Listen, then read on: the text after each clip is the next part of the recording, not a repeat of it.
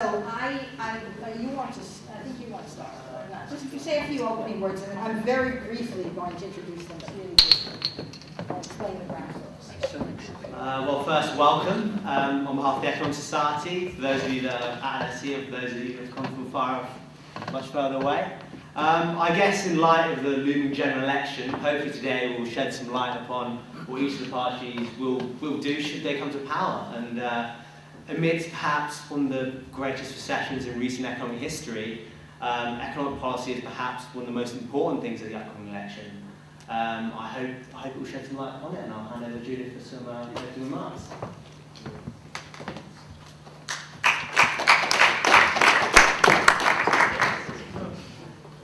I think in some ways this is the opening of the 2010 election campaign season. I don't think anybody doubts that this election will be fought on the terrain of economic issues, and the three speakers tonight have portfolios in their parties with the Treasury, and Greg will go first? Whichever, I don't mind. Jane, we agreed that James will go first, right. And you want me at this podium, Judith? Right. So you will, you'll go to the podium, right? Right. And so Greg Hands, who is at present, he's the MP for Fulham and Hammersmith. His constituency will change to Chelsea and Fulham. He is a member of the shadow front bench Treasury team. And that's all I will say for now, so that we can give you the maximum time. And Greg, they will each speak first for up to 10 minutes. I will hold that up when the red light goes, and they will conclude their remarks, or I will do something. But they will then get to come back and have 3 minutes each, and then we will open up for questions. Okay, thank you, Greg. Well, thank you, Judith, and thank you, Raj. And can I just say it's a great pleasure to be here at the LSE this evening. I'm conscious of the fact there might be some of my present constituents here and potentially future constituents as well. Now, can I also say there's going to be a lot of debates coming up with the three leaders' debates, and also the Chancellors of the Exchequer, I think the Foreign Affairs spokesman, the Home Affairs spokesman, so there'll be a lot of debate, but congratulations to you here at the LSE for getting in first and making sure that your debate is the first of the lot. Now, in terms of where we are on the economy, I think I'm probably not giving anybody any particular news by saying that we are in a crisis. And we are in a crisis really on three fronts. We are in a credit crisis, we are in a jobs crisis, and we are in a debt crisis. On the credit crisis, we are coming out of the longest and deepest recession on record. And bear in mind, this is under a Prime Minister who claimed year after year that there would be, quote, no return to boom and bust, and we've just had the biggest bust of all. He also said that we were better placed than every other major economy, and of course the opposite has been shown to be true. And actually, having been elected in 2005, I have, if you like, a unique distinction, or all of us elected for the first time in 2005, that over the course of this Parliament, we are actually as a country worse off now than we were 5 years ago. And that is the only Parliament that can say such a thing, that by the end of the Parliament we are worse off than we were before the Parliament started. That even compares with all of the dark years of the 1970s, the 1980s in terms of the recession then, and in the early 90s, this one is far worse. Secondly, we're in a jobs crisis. Youth unemployment has risen by 50% under Labour and is at its highest since records began in 1992. But also youth unemployment has been rising, not just through this recession, but since 2002. Now, I appreciate we did get better news on employment today, which is certainly welcome, but still unemployment is way, way too high, particularly youth unemployment, and we desperately need private sector jobs growth to be leading us out of recession. And the third crisis is on the debt crisis. We are currently this year borrowing between 175 billion and 180 billion. Now, to put that in perspective, that is, if you like, for every £4 that you're spending, £1 is borrowed.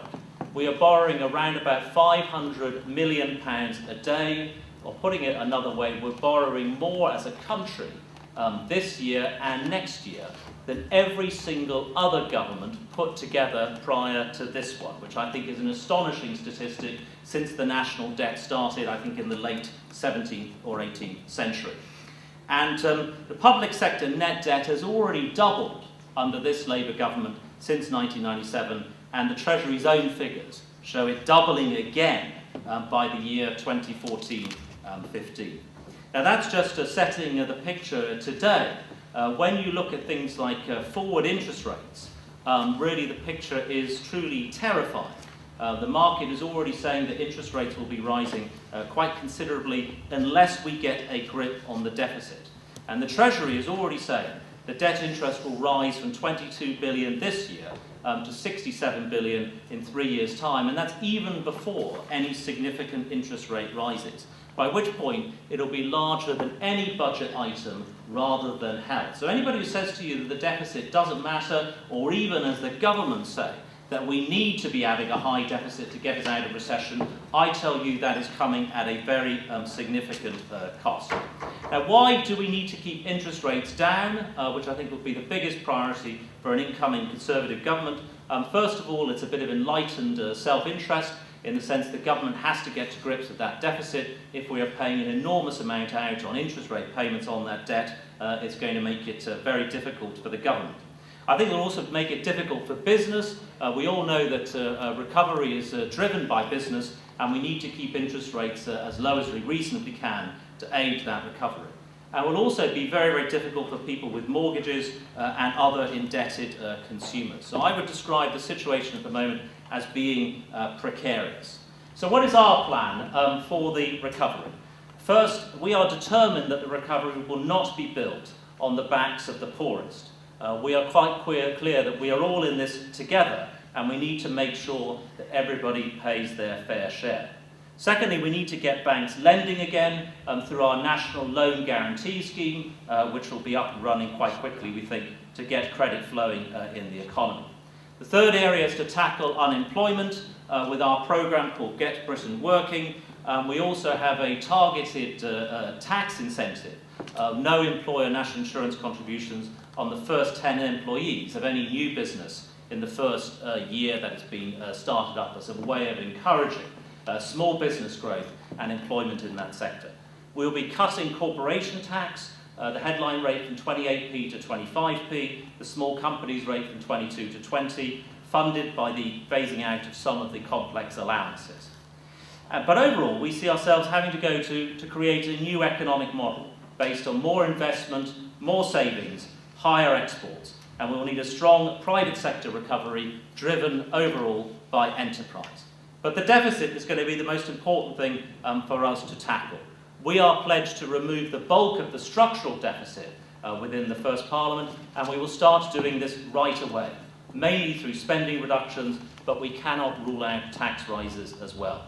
We will create a new Office of Budget Responsibility with fiscal rules. With the current the government's fiscal rules, there was no independent oversight, and there was generally backward looking. We want to introduce a scheme not unlike Sweden, Denmark and the Netherlands, which has an independent Office for Budget Responsibility, which is producing independent forecasts and recommendations. There's no obligation on the government to follow the recommendations, but I think there will be, the government I think will have a difficult job of explaining if it seems that the recommendations are very good ones.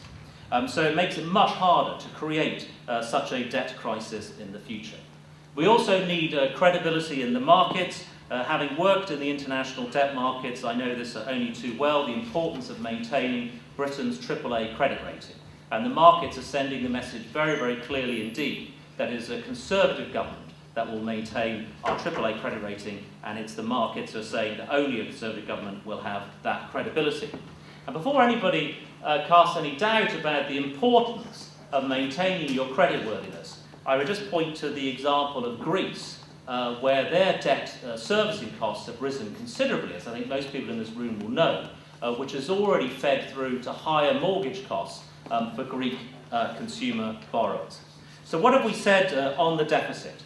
Our intention is, as I said, not to close the deficit on the back of the poorest, but to make sure that everybody pays their fair share.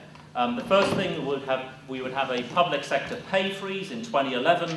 That anybody earning more than 18,000 would have their pay freezed except for the armed forces, pay frozen except for the armed forces. We would cut the cost of Whitehall by at least a third. we will cap public sector pensions at 50,000, child trust funds only for the poorest and for those with disabled children, and stopping tax credits to those earning more than 50,000 gives you, if you like, a flavour of some of the measures that we're proposing. And just a couple of points really in conclusion. Let me tell you why I don't think that Labour can really cut the deficit.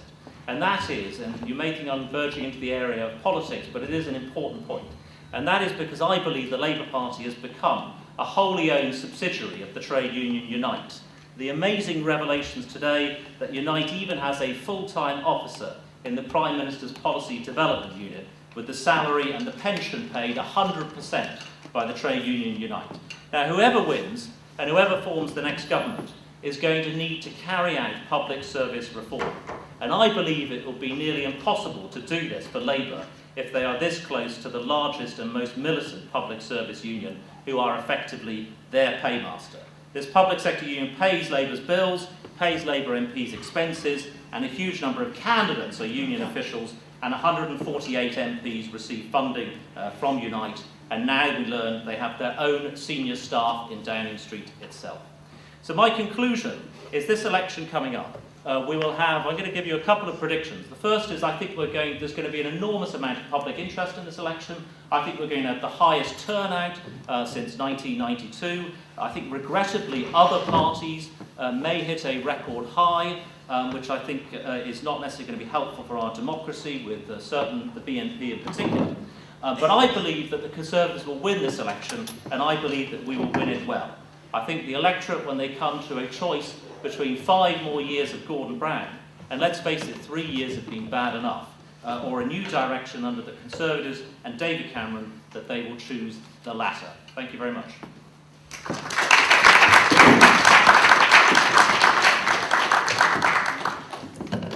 Assume you'll go next. It's up to you. Plaskitt, who is the Member of Parliament for Warwick and Leamington Spa, and a member of the Treasury Select Committee, and is in the Labour Party, as you can figure out.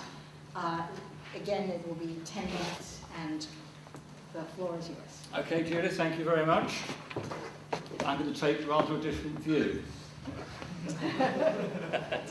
Now, let me start off by saying that I think if you look back over the track record of the Labour government since 1997, I would say that we built a macroeconomic framework which is working well and which has left us equipped well to cope with the extraordinary circumstances that now prevail. Let's just recall the dramatic reforms that we made to the system when we came in, the Bank of England, the move to Bank of England independence and to the new fiscal rules that we set, the overhaul of the whole regulatory system that we did. We got rid of a smorgasbord of different regulators and put the Financial Services Authority in place. This enabled us, as we put all these mechanisms into place, to deliver over the last 10 years sustained economic growth. The economy is now 1/3 larger than it was before we started doing this. A record period of low inflation throughout that entire period. An economy that created 2.5 million extra jobs, and a fiscal situation which allowed the Labour government, while Gordon Brown was Chancellor of the Exchequer, to repay more national debt than had been repaid by the previous governments of 50 years. So that by the time the 2008 economic tsunami hit us, our economy was well placed to cope with the pressures that flowed from that. Now, let's not underestimate the impact of what happened to the global economy in 2008. And there was a big hit on the United Kingdom economy. There's no point in trying to disguise that, for 2 reasons. One is we have a large financial services sector, which has on the whole done our economy proud. It contributes an awful lot to GDP, creates millions of jobs. But as it's a large proportion of our economy, given that this was a financial crisis, we were bound to take quite a hit on it, and we did. This is also a very open trading economy. So with all the world's major economies hit, that was going to impact on us. So yes, the impact has been quite severe. But look at the actions that we took and look at the decisions that we made as a government when all of this happened. We moved swiftly. We did very dramatic things, and we made all the right calls. And in fact, we were doing this first, and most of the rest of the world's governments followed the lead that the Labour government set in this country. We moved in very, very swiftly to support the banking system, to prevent it collapsing, while others were saying, oh, it's all right, let the banks go. We moved in very swiftly with financial underwriting to underpin the whole of the financial system, to prevent a complete collapse. Because of independence of Bank of England, the Monetary Policy Committee could do extraordinary things to support the economy through monetary policy, bringing interest rates right down to the floor and using quantitative easing measures, injecting hundreds of billions of pounds into the economy to support it at a critical time. We were able to do the fiscal stimulus, which other parties said we shouldn't do, but we did it, and it helped support the economy. We put in a wide measure of business support, all very carefully targeted and done very quickly. Measures like the scrappage scheme, for example, and the scheme that allowed businesses to suspend the payment of taxes, all taken up by businesses to a large extent, and all meant that, yes, we had a deep recession, but it wasn't the longest recession, and we are now climbing out of it and moving back to recovery, precisely because of the judgment calls that we made and which were opposed by other parties. Now there's a task in front of us to secure that recovery. And we take the view that you need to keep the stimulus measures in place because the recovery is not yet secured. It is still fragile. And we do not agree with other parties who say that the fiscal stimulus should immediately be withdrawn. We believe in keeping support in place for businesses, for jobs, for homeowners, so that they can cope with the pressures that are in front of us. Now, the size of the deficit is unsustainable, absolutely, beyond doubt. So we have to put in place the right measures to tackle the deficit. That's why we've passed legislation, first time any government's done this, to bind ourselves to halve the deficit over 4 years. Actually a very stringent policy and tougher than many other governments, all also facing big deficits, tougher than anybody else has done. A commitment to halve it over 4 years, to get the structural deficit down from 9% to 3% over those 4 years.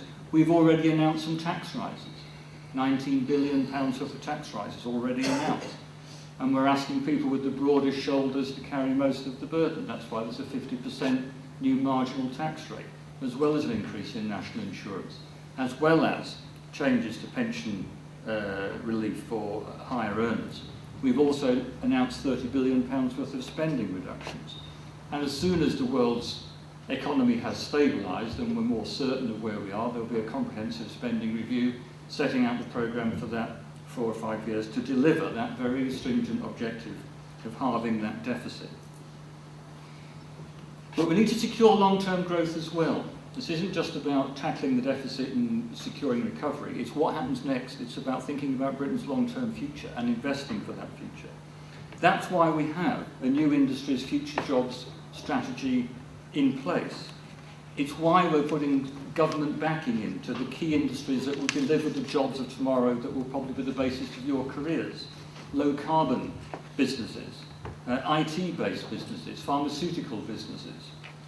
That's why we have a strategic investment fund in place, opposed by other parties, that has helped those businesses get through this recession and build for the future. In the end, managing the economy is about making the right judgment call and sometimes being able to make it in the most challenging of circumstances. We made the right decisions back in 1997 to restructuring the system. We've made the right decisions now. Yes, the going is tough at the moment, very tough, and there are very big challenges. But I suggest in those circumstances, you stick with the people who've proved they have the right judgment and they make the right call. Thank you.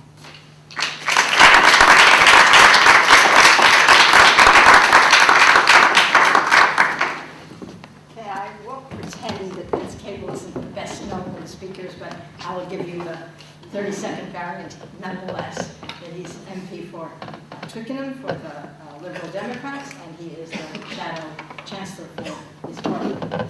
it's yours. We have 10 minutes. I will, if necessary, reorganize it. Well, first of all, I apologise particularly to Greg for arriving late. I've been doing a voyage of exploration around your campus, eventually finding him. I'd start, I think, essentially in the same place that James did. I think this is not the typical election. We have kind of normal conditions. You vote on what's happened over that 4-year period. What we've had is a quite extraordinary economic and financial crisis, quite unique within our lifetime. Some of it was global in character, some of it was domestically generated. We're still in the middle of it. It's very far from clear that the British economy has indeed recovered. And I think much of the debate is going to be around that issue. You know, how did we get into it? What's going on? And how do we get out of it? And which of the various parties has got the best approach to resolving the remaining problems, which are very severe. I mean, in terms of how we got where we are, I mean, how did this, James called it tsunami, arrive? Well, it was a mixture of things. I mean, we had an extraordinary bubble in British property, domestic, commercial, propped up by a very large amount of commercial lending through the banking system, mortgage lending. Some of us were sufficiently exercised about this to start warning Gordon Brown about it around about 2003, 2004, but the British authorities didn't see a problem, and the bubble grew and grew, and it grew to be probably the most serious in the Western world, except possibly in Ireland. We then had extraordinary failures of governance and management within the banking system, very complex derivatives built on the back of mortgage-backed securities. The overall risk of the system was not properly managed, not properly regulated, not properly supervised. There was extraordinary recklessness and stupidity within the system, or parts of it. Not all banks were bad, but many of them were. And we had the whole collapse of this sort of pack of cards. Now, as James quite rightly said, and I do agree with him at this point, the reaction to the crisis when it came was in the UK prompt and pretty effective when it happened, the autumn of 2008.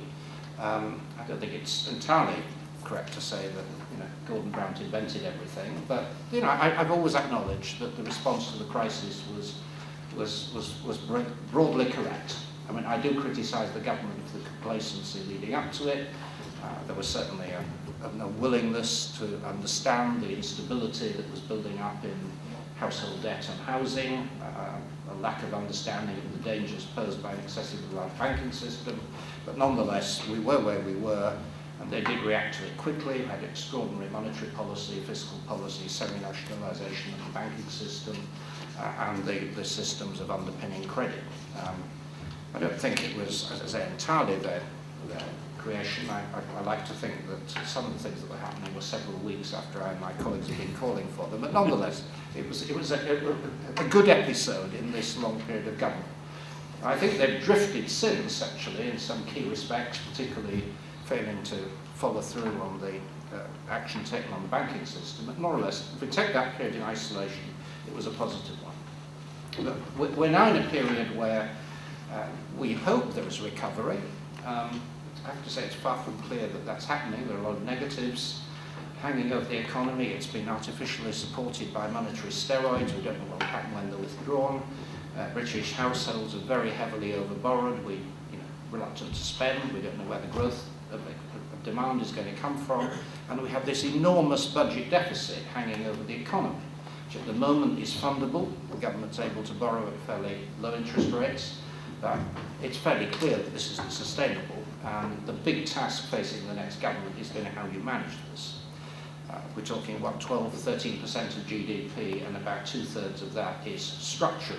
It has to be got rid of by fiscal contraction. There is a debate between the parties about when you start. I think I'm broadly on James's side on that particular controversy. The economy is extremely weak. It would, in our view, be counterproductive to embark on very rapid cuts this financial year, which would aggravate the recession and actually make the fiscal deficit worse. Where we part company, certainly with the government and to some degree the Conservatives, about how specific you've got to be about this fiscal agenda. We take the view that you've got to explain as clearly as possible to the British public what you're going to do, and we've identified something of the order of 15 billion of cuts, some of which Greg mentioned, and which some overlap there, and a lot of others too. Some of that money should be diverted to helping support the recovery, job creation particularly, but most of it is used to pay down the deficit. So that's the first big problem, how you deal with the deficit. It's got to be the overriding priority because there is a very real risk, and I think Greg is right, that unless it's properly dealt with and seen to be dealt with, you have a crisis of financial confidence externally. Secondly, we have to sort out the banking system. It's not functioning. Banks have lurched from extreme recklessness in some cases to extreme conservatism, hoarding capital, not entirely their fault. They're acting under regulatory instructions. They're reinforcing the downward swing of the cycle. There are enormous numbers of very good British companies cannot get capital. A lot of them are having to close. They can't expand. And the government, having effectively taken control of the banking system, should, in our view, be requiring the banks, and particularly the banks that are publicly owned, or semi-publicly owned in the case of RBS and Lloyds, requiring them to lend within the agreements that they have already reached. They've got legally binding lending agreements, they're not meeting them. And moreover, the banking system is highly unstable. We've got banks as a share of the British economy which are much the largest of any major industrial economy. We're not quite at Icelandic levels, but approaching it. It's unstable. We've got to heed the advice of the Governor of the Bank of England to break them up, to make the whole system systemically stable, which it currently isn't. Thirdly, getting beyond the immediate crisis, we've got to think about recovery. How do you sustain recovery? The British economy's got to be rebalanced. It's over-dependent on financial services in the City of London. We've got to look to more of a manufacturing sector. That's been partly helped by the big devaluation we've had. But there's a lot of support needs to be given to that in terms of infrastructure. British infrastructure is very substandard. We don't have institutions to finance infrastructure properly in the long term. The educational base is very poor. So clearly a lot of investment needs to be directed in those directions to sustain recovery in the long term. And the last and final point I would make is about the theme of fairness. Britain is going to have a very hard time in the next few years. You know, James mentioned the word recovery, and we may get recovery to some degree, but I think nobody can seriously pretend that the next few years are not going to be any other than extremely difficult, with quite sharp contraction of many areas of public spending, possibly some degree of increased taxation. There is going to be quite a substantial degree of hardship. People have to feel a sense of solidarity. And the only way, in our view, of getting that is to have a taxation system that is more redistributive, is fairer. So what we're proposing to do is to lift the tax threshold to 10,000, lifting 3.5, 4 million people out of tax, giving people more of an incentive to work and save. It actually amounts also to a £700 tax cap for people on average pay. And the people who are very wealthy, very affluent, people who have done well out of the boom, they pay a bit more. And we suggest getting rid of a lot of tax reliefs, particularly pensions. You get higher rate tax relief if you're on high earner.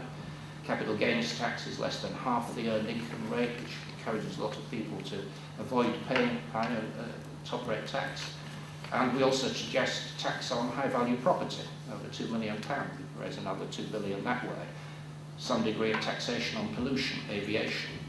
Pooling all that money and using it to cut taxes on people at the bottom end of the income scale. In that way, you not just create the right incentives, you create a sense of fairness and equity, which is what we're going to need through what's going to be a very difficult time. Thank you.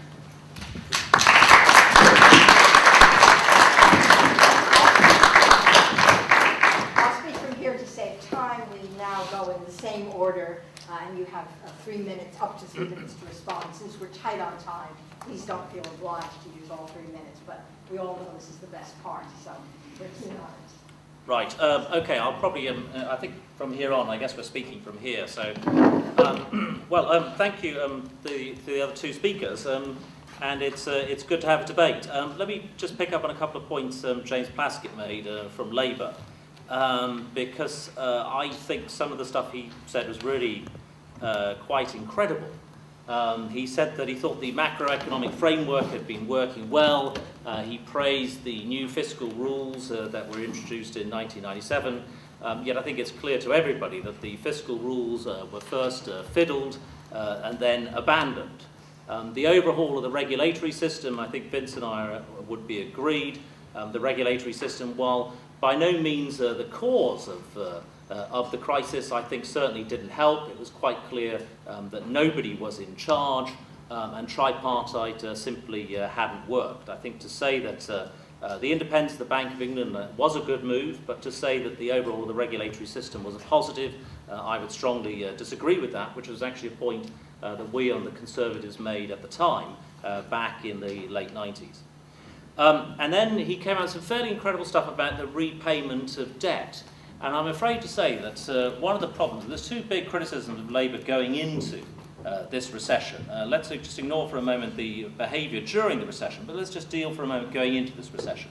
The first was actually they're running the biggest deficit of any major economy going into this recession. And James was talking about the repayment of debt, but when you look at the debt issuance figures going into the recession, for those 3 or 4 years prior to the recession, gilt issuance in this country was around about 50 to 55 billion pounds per annum, which was as high as just 1 year in the early 90s during right at the peak of the last recession. That was a massive amount of gilt issuance, reflecting the budget deficit going into this recession.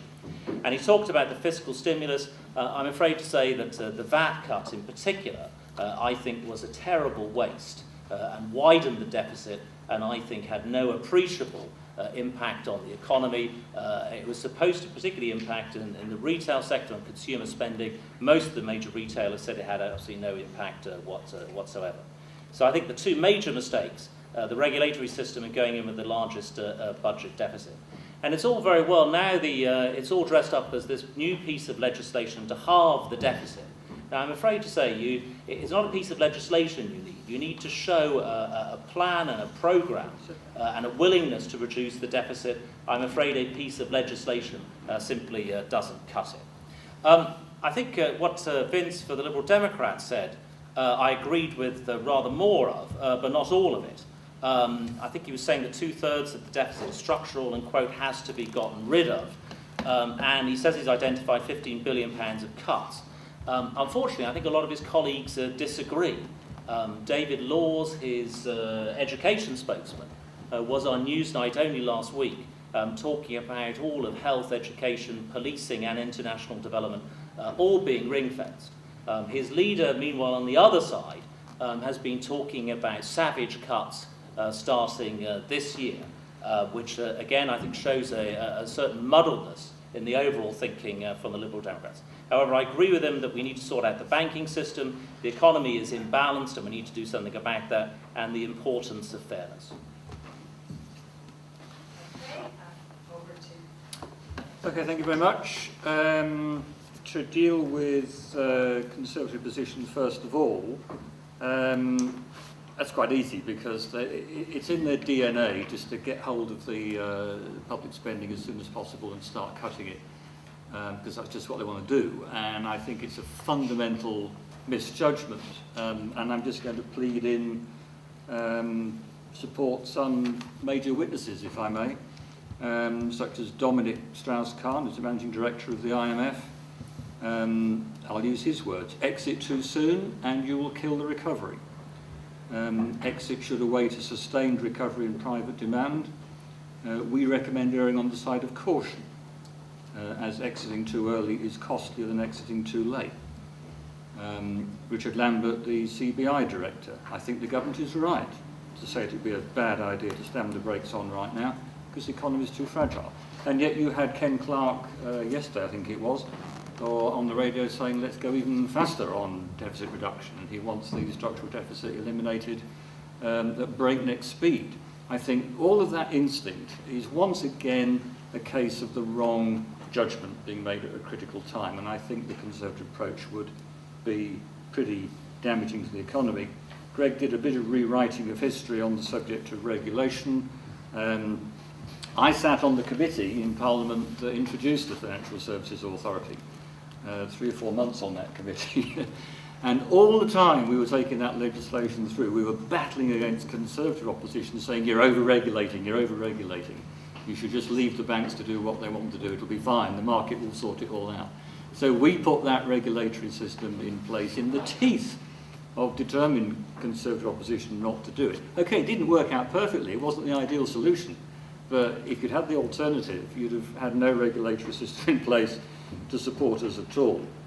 I think my problem with the Lib Dem position on this is we have a problem of the sums not adding up, which is what seems to be a bit of a recurrent problem. Vince ran through the list. They've got this £10,000 personal tax allowance. We've costed that at £22 billion. That's a pretty expensive measure, and I'm not sure how it's supposed to be paid for. He mentioned his air passenger duty reform, which they claim would raise $2 billion. It only raises 190 million, so there's a bit of a hole there. And last night in Parliament, we had a debate on tuition fees and universities. And once again, we had your colleague saying that the Lib Dems are going to scrap tuition fees. I'm sure you'd like the sound of that over 6 years. We kept pressing him, however, how do you pay for it? And I think in the end he agreed the bill was about 7 billion, but we didn't get an answer as to how it's funded. So my problem with the Lib Dem position is it's warm words, it sounds fairly cosy, but in the end the sums don't add up. Well, let me just first respond to the particular points.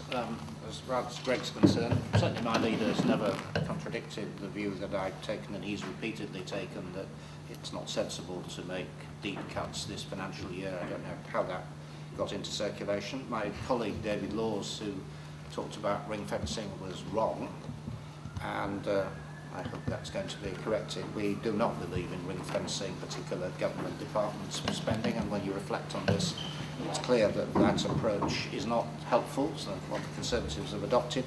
Because what you're really saying is that, well, in order to protect enormous budgets like health, we're going to take very, very savage bites out of everything else, you know, local government, the police, universities, and we do not believe that any sector of public spending should be exempt from careful scrutiny. And as far as James's points are concerned, that the numbers do add up, and I can assure him that they add up because we're using Treasury estimates of where these, what these various measures cost. The tax package costs 16 billion, that's not our figure, that comes straight from the Treasury. And the various revenue contributions to it have been checked out by the Institute of Fiscal Study, not a political body, and they did our numbers for us. So we have no problems with so-called adding up of numbers. You may not like the policies. Being more aggressive in terms of what my two colleagues have said, as far as the Tories are concerned, I think one or two specific points. Going back, let's not forget that many of the problems that led up to this crisis originated back in time with the deregulatory environment that the Tories introduced.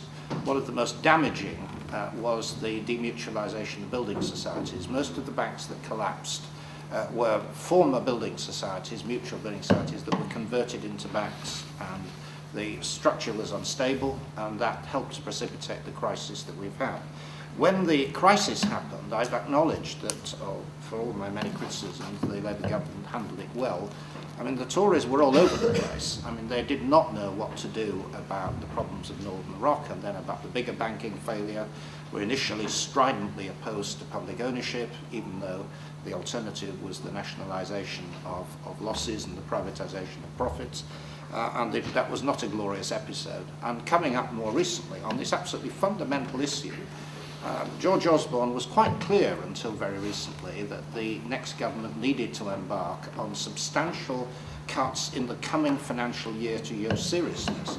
David Cameron then went off to Davos and said, well, no, just, you know, very little, if any, this financial year. I mean, there is a lack of clarity on that fundamental point. I think I've been critical enough of Labour already. I've got quite a long list of things I can add, but given the short time, I'll spare them this time round. Right.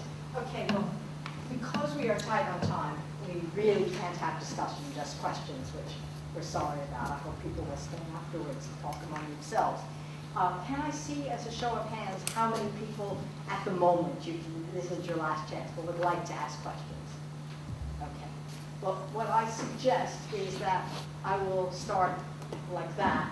And what I'll do is, after the first topic, your question, if there are others with the same topic, I will call on them and then group those, and you'll answer that group. But what I don't want to do is hand them 5 different topics to handle. Okay, so, James, yeah. Okay, well, my question is, well, since we're at the LSE, it's about the tax cuts. And George Osborne actually came here, and we were talking about, when he was cutting the deficit, when the Swedish finance minister came in and said, this is what we did in Sweden. And George Osborne was very, very supportive. A large amount, not tax cuts, budget deficit cuts very soon.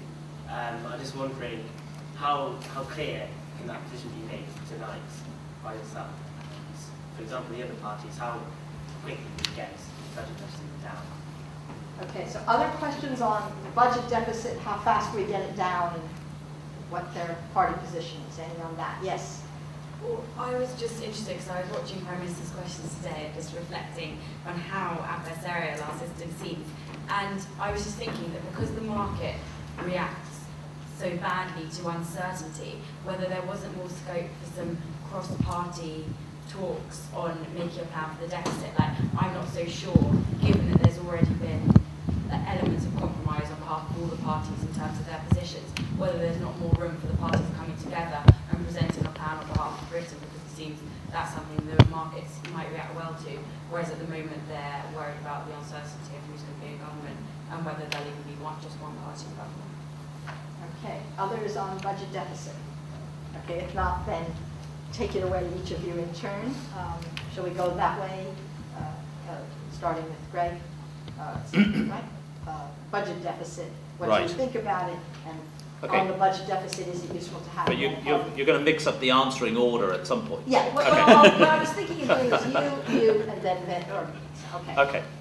I think the first question on cuts, how quickly, how much, to be honest, I think I've already answered that we will start in year 1, that we will remove the bulk of the structural deficit within one parliament, and I think only we have got the credible plan to do it. And that sort of links into the answer to the second question. Cross-party talks on the deficit, will the markets react well to it? No, I don't think they would. I think one of the reasons the markets have reacted really quite badly in the last few weeks with sterling selling off, gilt yields rising, has been the spectre of a hung parliament, which I think would render potentially Britain's government rather less decisive than it needs to be in its approach to the economy in general and the deficit in particular. So I think the prospect of a hung parliament is, I think, the thing that is really damaging confidence there from the markets. Okay.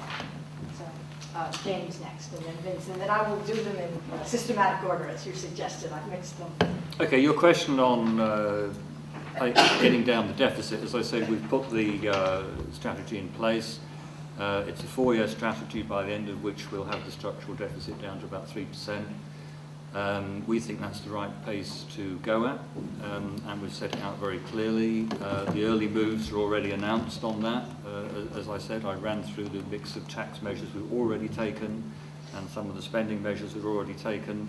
But the key thing is, we're saying, is gear the rate at which you pay down the deficit to the performance of the economy.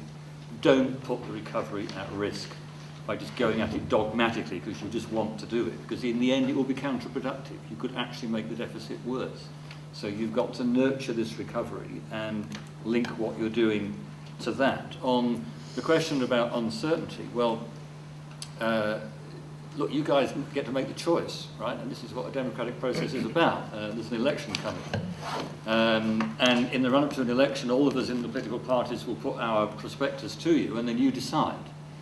And you'll elect a parliament, and that's the parliament that's got to deal with these issues. Now, it may have a majority government, it may not have an outright winner. That's, as I say, for you to decide.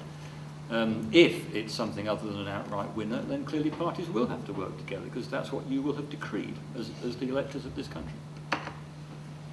On the speed of the deficit, I think, and please see James has now taken my lines on all this, that we've been arguing for really quite a long time that it doesn't actually make sense to have a political formula for deciding the speed of cuts. It's got to be decided by economic criteria, and indeed I set out a series of tests some time ago to make that decision. You've got to look at the rate of growth, you've got to look at unemployment, you've got to look at spare capacity, you've got to look at credit conditions, and of course you've got to look at external borrowing requirements and costs, and you've got to trade these off in a rational way. It's not sensible to be dogmatic. But on the basis of the conditions that we see today, of course they can change, but on the basis of what we can see today, it would not be prudent in our view to make significant net cuts, or indeed any, in the financial year ahead of us, 2010-11. Beyond that, what we should be aiming to do is to achieve cuts of around 20 billion, which fits within the framework that the government itself set, which is probably the minimum required. But that's a reasonable indicative target for that year, and we've so far spelled half of that in detail. In terms of the hung parliament and uncertainty issue, it's worth recording in the light of what Greg just said, that sterling was at a much lower level of value a year ago when the Conservatives had a 10% lead in the opinion polls. So all this stuff about how market uncertainty, political uncertainty is affecting the exchange rate, I think we need to be a little cautious about. I think that the point is this, that it's very clear from the surveys that are now coming through, sorry, is there a problem? Yeah, we have noise. You don't hear. Oh, I see. We have it. It's not. Don't worry. The roof isn't going to fall in. They're celebrating St. Patrick's Day now. Oh yes. Right. I mean, I think that what is now coming through is that there's a very, very large sector of public opinion. It may not yet be a majority, but it's certainly a very large section who don't trust any of the parties to run the country on their own.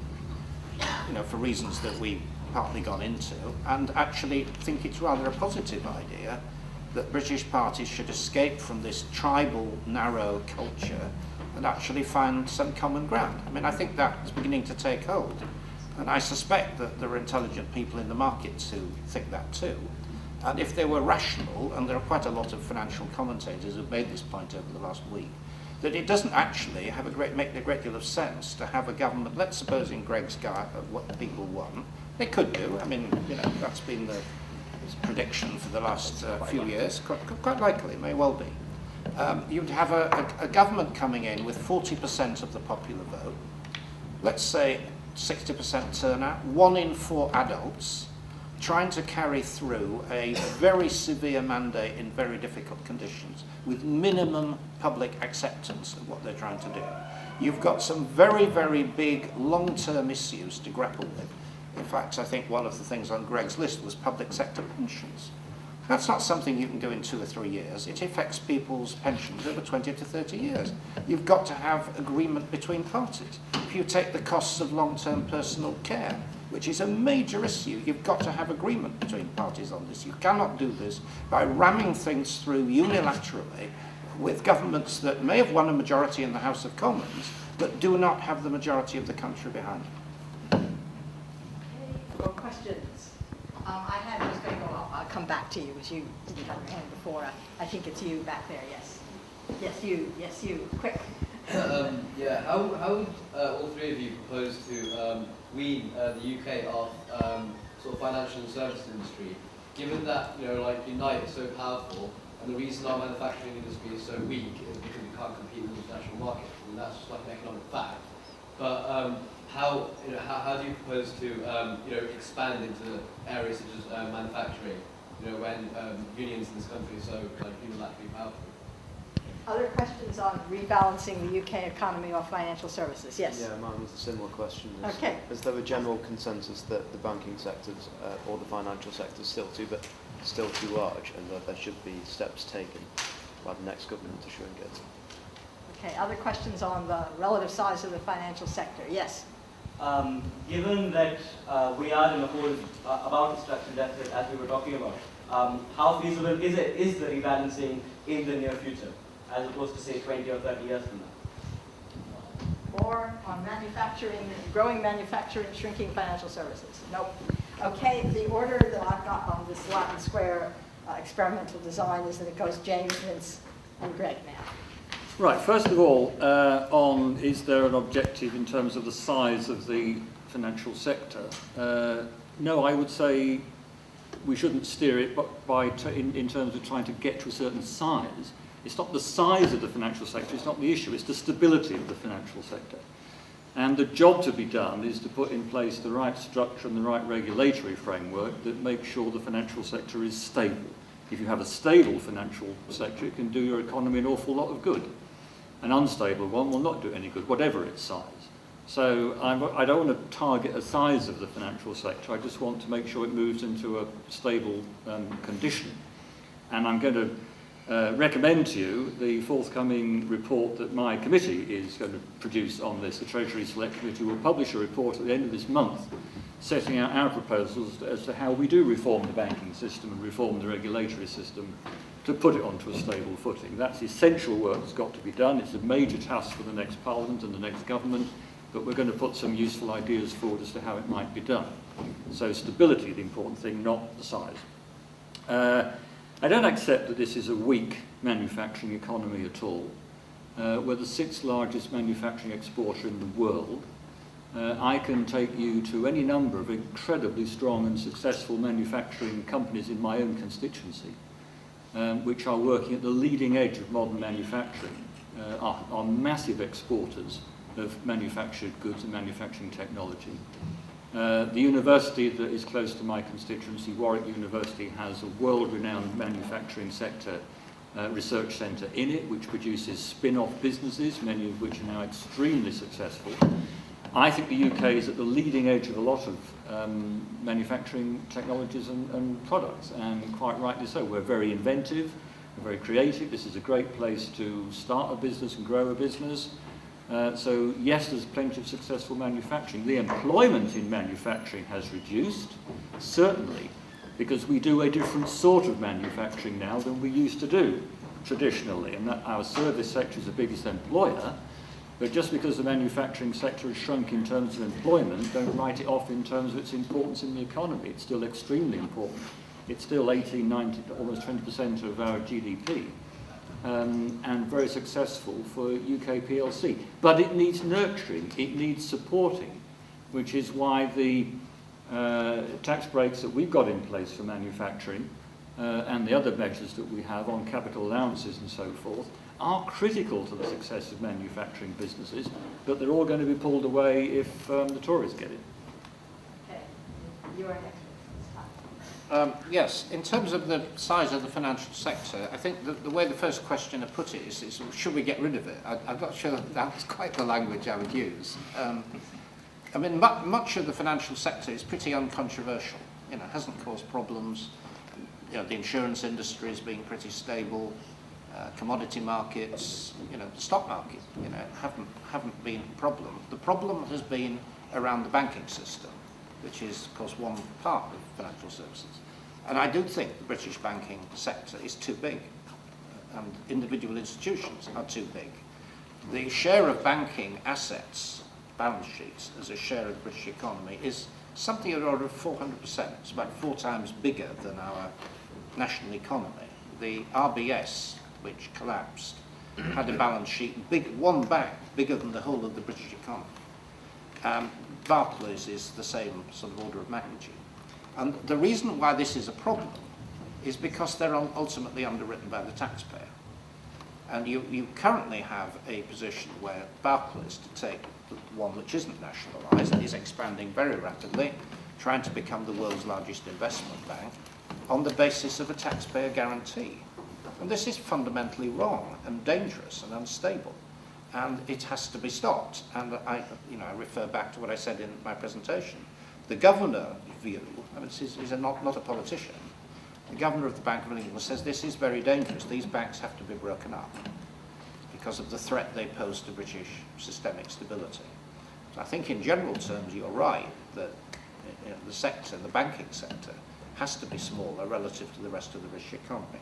In terms of the manufacturing bit, I do agree with James. There are some very good British manufacturers. It's one of the surprise figures I noticed recently that the size of the British manufacturing sector relative to the economy is bigger than it is in France. We tend to think of France as being very good at this, but actually there's still a lot of very good British manufacturing companies left. Those of you who follow my parallel career in left-wing journalism, writing for the Mail on Sunday, will have seen that I devoted my column last Sunday to this issue, and how do you regenerate British manufacturing. And there are some key problems, one of which is credit. A lot of very, very good British manufacturing companies cannot get credit on reasonable terms, so they can't expand. This is one of the basic problems with the banking system. There are serious problems of manpower. We're not generating enough mathematically literate people coming through the university system who can do engineering. And we have very poor quality infrastructure in many respects, transport, digital, and other respects. And there is a sort of public policy failure in getting that delivered. It's your turn, and I think you might want then after that to wind up. I think we Yes. have no alternative if you want to leave. Yeah, I do have to go. We will not say rude things about you later. Well, I promised my wife I'd be... We'll video it and send it to Okay. you. I promised I'd be home at 8:30. It's her evening to share the childcare duties. I think the two parts of the question, freeing the UK of financial services industries, no, I think we have to be realistic that the UK is dependent on financial services industries. That's not going to change overnight. The key thing is not to necessarily shrink financial services, but to grow other parts of the economy. I agree with Vince Cable that large parts of financial services, and I come from a background of banking and working on trading floors, and I can talk at some length about some of the problems that grew up in that area. I left in 1997, some time ago. But in terms of the other areas, I mean, insurance, and some of the other areas has actually been a big British success story. The banks have become too big. We agree with the thrust of the reforms proposed by the Obama administration and with the broad thrust of the proposed Volcker rule. We do have some fantastic industries, high-tech, high-value-added manufacturing, some fantastic services industries. I feel pretty sure with the milk round going around or drawing to a close roundabout now, that there have been some amazing service industries going around offering, we hope, positions to soon-to-be LSE graduates and postgrads as well. So I would say the solution is in growing those areas rather than in bashing financial services, because I think financial services will remain important to the UK.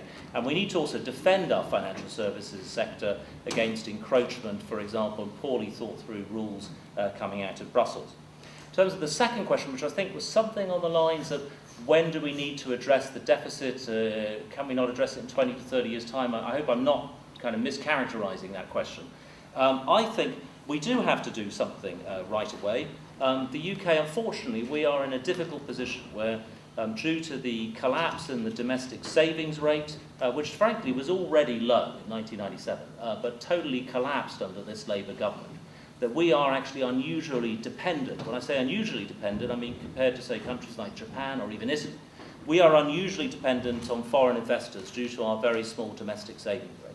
And we need to show that we are credible, that we have a credible plan for reducing the deficit starting right away. We need to put off for another generation is something that needs to be addressed now, and that's why we need to remove the bulk of the structural deficit within the first term of a parliament. Okay, I think we should thank Greg Hands up, because he will be part of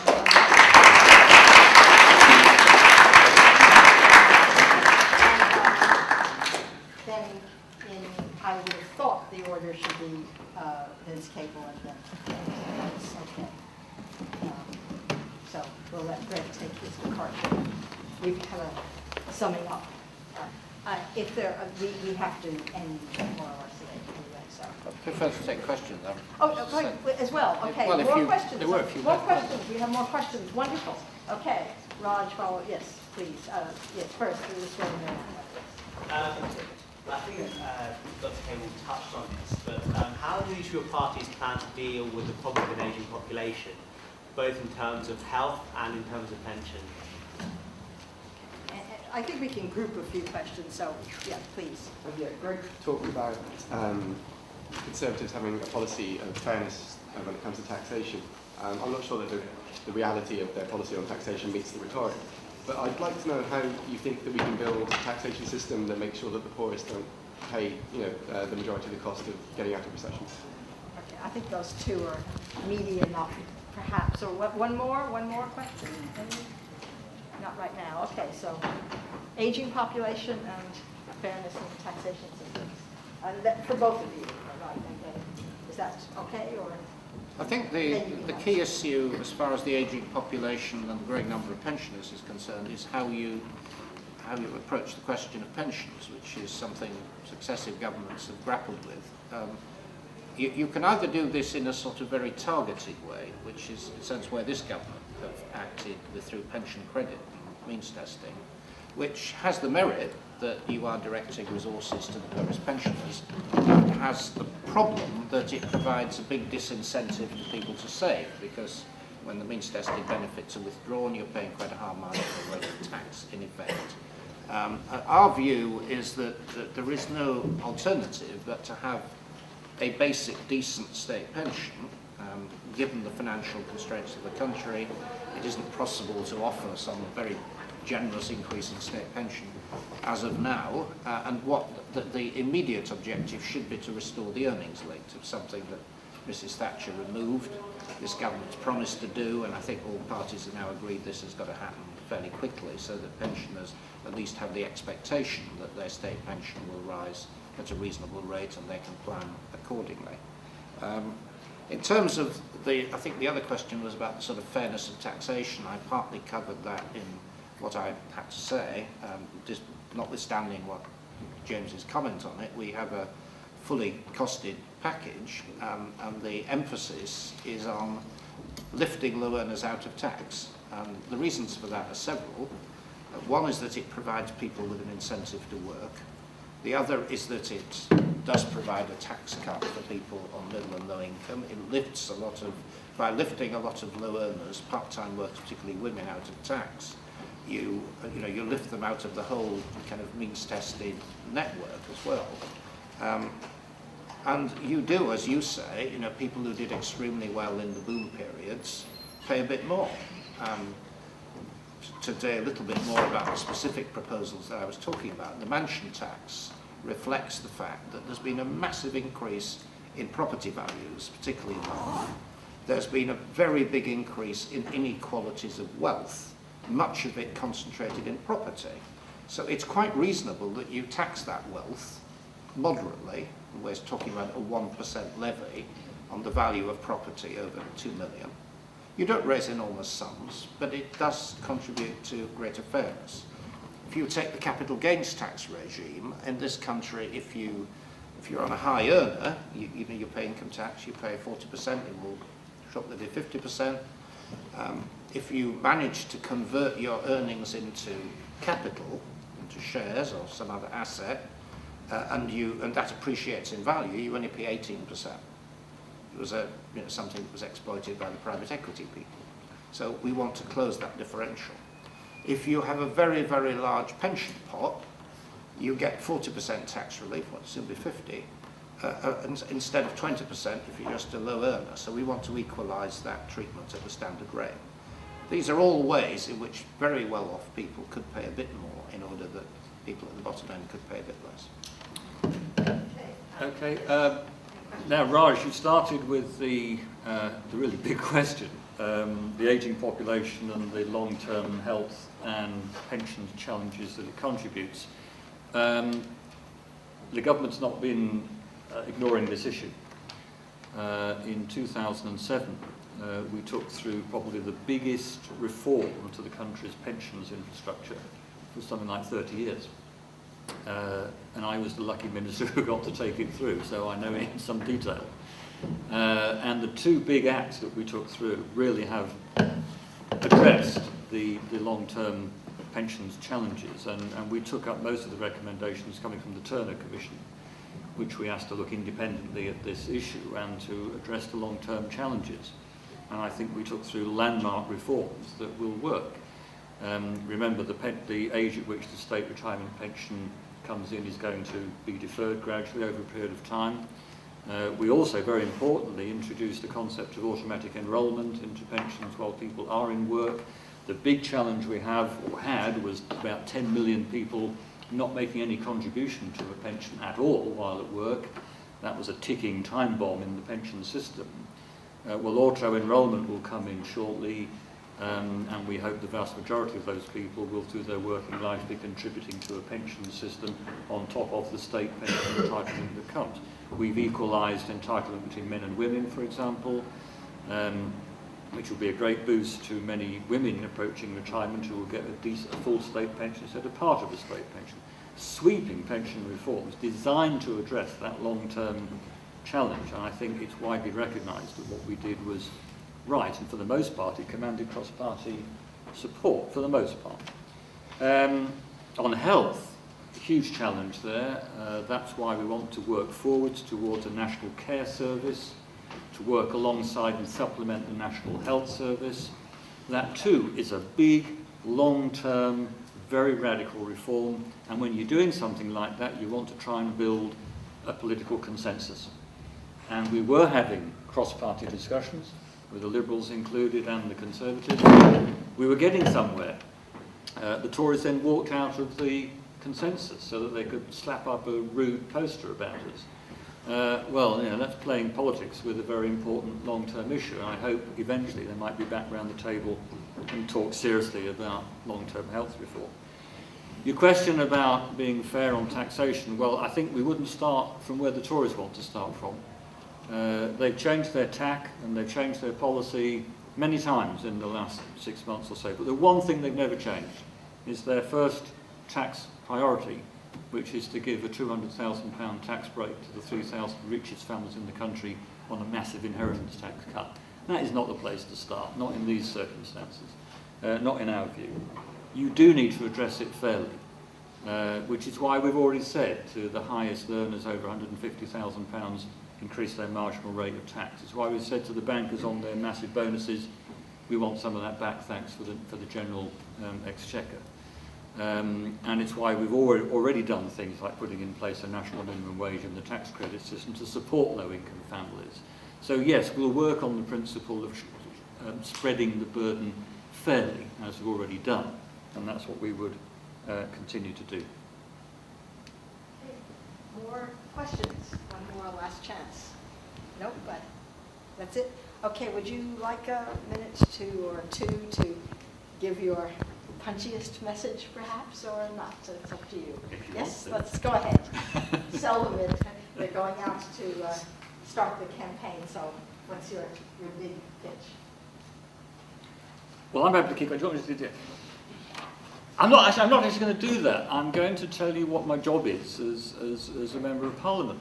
And I'm listening to what the people I represent in Parliament are telling me government should be doing, because I think that's our job at the end of the day.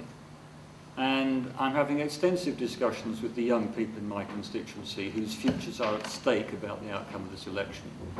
And what they're telling me to do is to make sure we safeguard their education prospects, that we safeguard their opportunities to get skilled and proper training, that they will have good university places to go to and quality courses to go to, and they don't want to see us compromising on that. I'm listening to what my constituents are saying on the doorstep, and they're saying, look, we understand the country's got big difficulties in front of it. We know you've got to address this deficit, but they're telling me they think we did the right thing to deal with the crunch when it came. And they're now saying to me, we'll take our share of the burden, but for goodness sake, do this fairly. And I think they're responding to what we're doing in that respect.